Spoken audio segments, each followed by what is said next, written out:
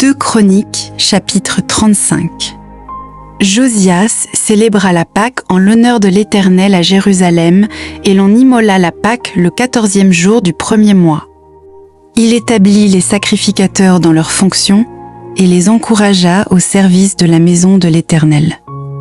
Il dit aux Lévites qui enseignaient tout Israël et qui étaient consacrés à l'Éternel: placez l'arche sainte dans la maison qu'a bâtie Salomon, fils de David, roi d'Israël. Vous n'avez plus à la porter sur l'épaule.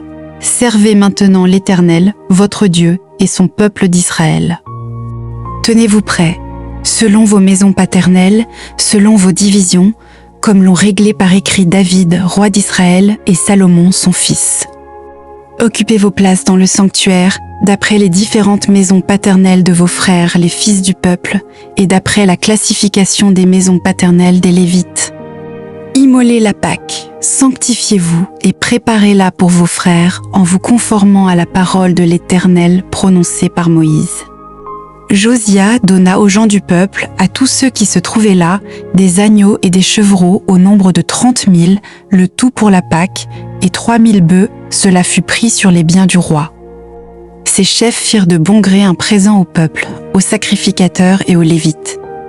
Ilkija, Zacharie et Jéhiel, princes de la maison de Dieu, donnèrent aux sacrificateurs pour la Pâque 2600 agneaux et 300 bœufs. Conania, Semaéja et Nethanel, ses frères, Hashabia, Jéhiel et Josabad, chefs des Lévites, donnèrent aux Lévites pour la Pâque 5000 agneaux et 500 bœufs. Le service s'organisa et les sacrificateurs et les Lévites occupèrent leur place selon leur division, d'après l'ordre du roi. Ils immolèrent la Pâque. Les sacrificateurs répandirent le sang qu'ils recevaient de la main des Lévites, et les Lévites dépouillèrent les victimes.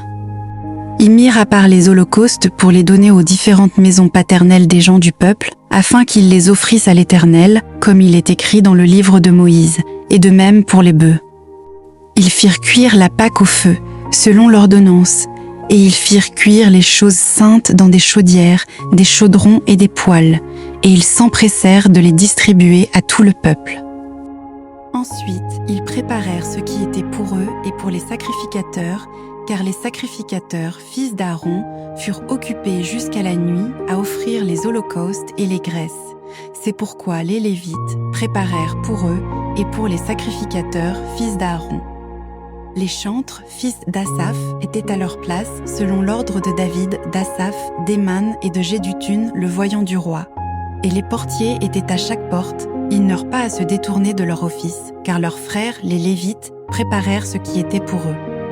Ainsi fut organisé ce jour-là tout le service de l'Éternel pour faire la Pâque et pour offrir des holocaustes sur l'autel de l'Éternel, d'après l'ordre du roi Josias.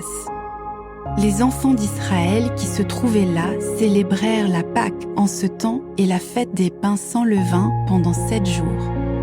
Aucune Pâque pareille à celle-là n'avait été célébrée en Israël depuis les jours de Samuel le prophète, et aucun des rois d'Israël n'avait célébré une Pâque pareille à celle que célébrèrent Josias, les sacrificateurs et les Lévites, tout Juda et Israël qui s'y trouvaient, et les habitants de Jérusalem. Ce fut la 18e année du règne de Josias que cette Pâque fut célébrée. Après tout cela, après que Josias eut réparé la maison de l'Éternel, Nécho, roi d'Égypte, monta pour combattre à Carchemish sur l'Euphrate. Josias marcha à sa rencontre. Et Nécho lui envoya des messagers pour dire: « Qu'y a-t-il entre moi et toi, roi de Juda? Ce n'est pas contre toi que je viens aujourd'hui, c'est contre une maison avec laquelle je suis en guerre, et Dieu m'a dit de me hâter.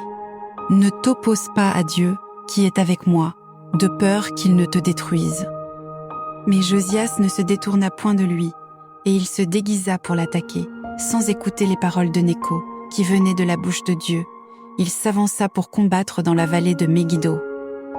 Les archers tirèrent sur le roi Josias, et le roi dit à ses serviteurs: « Emportez-moi, car je suis gravement blessé. » Ses serviteurs l'emportèrent du char, le mirent dans un second char qui était à lui, et l'amenèrent à Jérusalem. Il mourut et fut enterré dans le sépulcre de ses pères. Tout Juda et Jérusalem pleurèrent Josias. Jérémie fit une complainte sur Josias. Tous les chanteurs et toutes les chanteuses ont parlé de Josias dans leurs complaintes jusqu'à ce jour et en ont établi la coutume en Israël. Ces chants sont écrits dans les complaintes. Le reste des actions de Josias et ses œuvres de piété, telles que les prescrit la loi de l'Éternel, ses premières et ses dernières actions, cela est écrit dans le livre des rois d'Israël et de Juda.